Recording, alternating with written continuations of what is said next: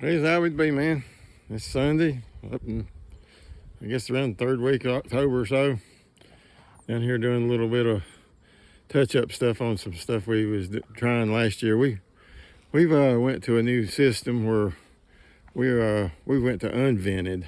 I've been running vented hives for I guess 14 years, and I'm always having to deal with all the moisture issues. And I was laying there in the bed one night, and the Lord told me, "Why don't you try this?"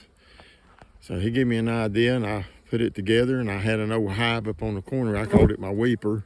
It's just soaking wet. We'd use burlap sacks in there, and we'd have to take them out, change them. They'd get so soaky wet with moisture condensation. It was just terrible. So anyway, I said, I'll try it on the one, and I tried it on the one. I put my new sugar in there because my sugar was getting all soaked up and wet and all that stuff, and bees was getting wet, and it was just aggravating. So we give it a trial run. We put together what he put in our head to do and let it go for 2 weeks, and my sugar was dry.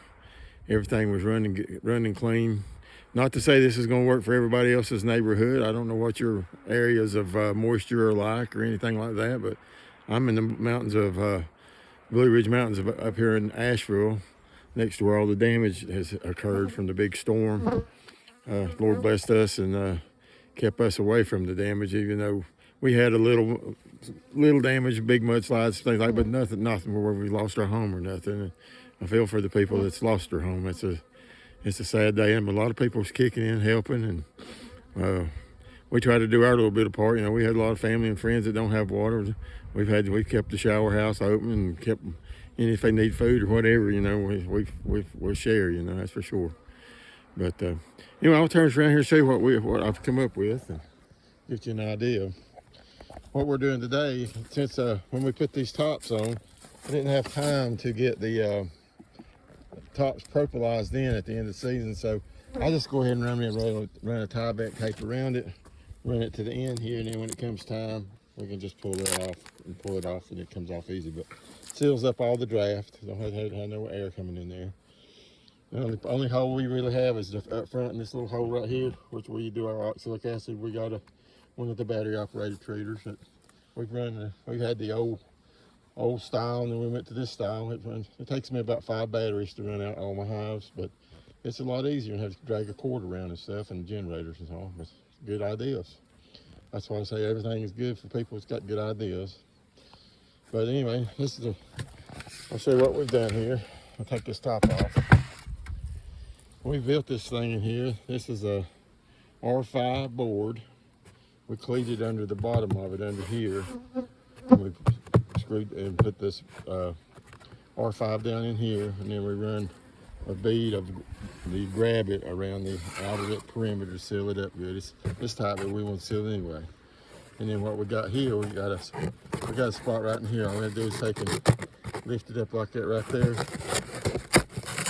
you can see there's the sugar, and there's the bees down in there. So it's good and dry. But what happens when this condensation gets up in here on this roof? It's at an angle, and it keeps it'll build up into a bubble. And then when it builds up into the bubble, it just takes off because the surface is so slick, and it'll run down here at an angle. And it'll go down the front wall of the hive. And the bees actually get the water off the front of the hive. So it really does a good job. I'm really excited about it. I went a lot of years on working burlap sacks and stuff, trying to keep my bees from freezing up and getting water and stuff on. But I've went ahead and I've done all my nukes. Everything has got them on it now. I built them for it.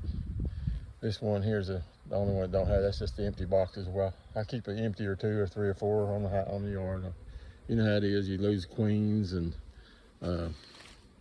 you just have to clean them out, you know, and then just start over. That's why you bank up all these nukes and stuff. Try to be ready for next year. These nukes here are them Shabu Raw queen cells I got from Bob Benny. I got 20 of them. I think I got about 15 hives down here that has made it. Poor old fella, he got in a tornado this year. It's a study bed. I think it's in Nashville, and it tore all of his stuff up. And I don't know if there'll ever be any more of that strain, but we've got the strain, and I'm gonna make a bunch of daughters off of it and try to get them back into shape. But anyway, I'm gonna have to finish out and shout out to DC's bees. I'm always watching your video there, DC. Yeah, I like your place out there, the way the lay of the land looks. I always wanted to go out west. I went to out into the Mojave Desert, done desert training for desert warfare back in the late 70s, and that's the only place I got to go was the desert. They said we was gonna get to see some things, but we got to see things, but it was just sand and rock piles and scorpions. That's about it. But anyway, I never did get to go up in that corner of the woods. I'd like to see it though. It's really, really pretty place you got up in there, DC. All right, well, you just have a good day. Lord bless and keep y'all. All right, see you.